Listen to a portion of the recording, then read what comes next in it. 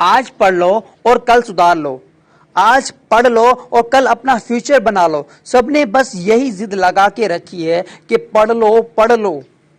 अरे बस भी करो, यही तो उम्र है हमारी खेलने की, मस्ती करने की, दोस्ती करने की। और पढ़कर फायदा क्या, कुछ याद तो रहता ही नहीं, सब कुछ रटना पड़ता है, कुछ समझ में आता ही नहीं। माँ तो पागल है, सुबह उठकर खाना बनाती है, घर का काम करती है, सोचती है कि मैं पढ़ रहा हूं। उसे क्या मालूम कि मैं पढ़ाई के नाम पर नाटक कर रहा हूं।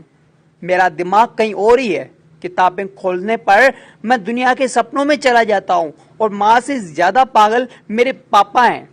बेचारे सारे दिन रात मेहनत करके नौकरी करते हैं और मुझे स्कूल भेजते हैं, किताबें दिलाते हैं, कभी पनिश करते हैं और कभी कभी मोटिवेट भी करते हैं।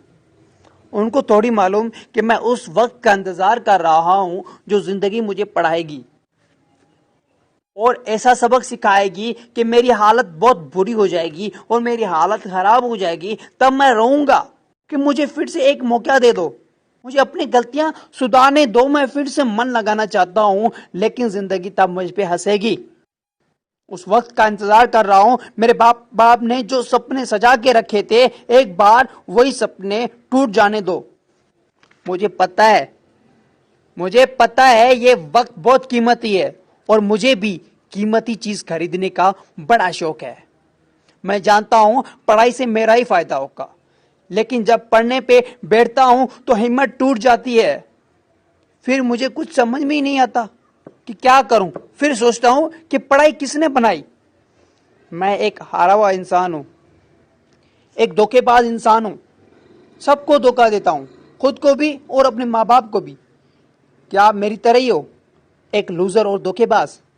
क्या आप मेरी तरह ही हो जो सब जानता है फिर भी अपनी जिंदगी बर्बाद कर रहा है? शायद नहीं, क्योंकि किसी प्यासे के मुंह से कभी सुना है कि आपने पानी पीने का मन ही नहीं कर रहा। आज मैं मर जाऊंगा लेकिन पानी नहीं पीऊंगा, नहीं ना। क्योंकि जब भूख लगती है या प्यास लगती है तो दिल से आवाज आती है, तब दिमाग काम नहीं करता। इंसान कुछ भी कर गुजरे को तैयार हो जाता है। ठीक वैसे ही दिमाग से पढ़ोगे ना तो दिमाग तुम्हें गोल गोल घुमाता रहेगा। और जिस दिन दिल से आवाज आएगी उस दिन कुछ करके गुजरोगे। जिस दिन दिल से आवाज आएगी ना कि हाँ मुझे पढ़ना है, उस दिन जितनी सारी बातें हैं कि पढ़ाई में मन नहीं लगता, नींद नहीं आती या नींद पढ़ाई में ही आती है या वगैरह वगैरह, सब गायब हो जाएंगी। मंजिल भी साफ नजर आएगी और रास्ता भी साफ नजर आएगा। तो क्या आप तैयार हो एक ऐसे जज्बे के साथ कि तूफान भी आ जाए तो आपको ना रोक पाए?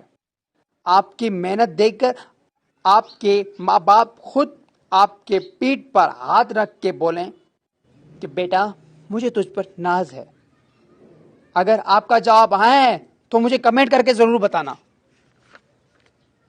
अगर मेरी कोई बात बुरी लगे ना तो मुबारक हो कि ये कहानी शायद आपकी है और ये वीडियो सिर्फ आपके लिए ही बनाई है। और अगर थोड़ी सी समझ बाकी है ना तो अपने किताबों से प्यार करना सीखो, ठीक वैसे ही माँ बाप तुमसे प्यार करते हैं। शुक्रिया दोस्तों।